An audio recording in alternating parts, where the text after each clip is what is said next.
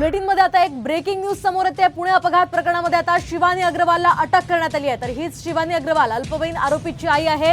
दरम्यान blood sample बदलल्याप्रकरणी Shivani अग्रवालला अटक करण्यात आली आहे। पोलिसांच्या गुन्हे शाखेनं ही कारवाई केली आहे। आपण पाहतोय पुणे अपघातामध्ये रोज नवनवे खुलासे होताना दिसतात आणि याच प्रकरणामध्ये ब्लड सॅम्पल बदलल्याप्रकरणी शिवानी अग्रवालला अटक करण्यात आली आहे।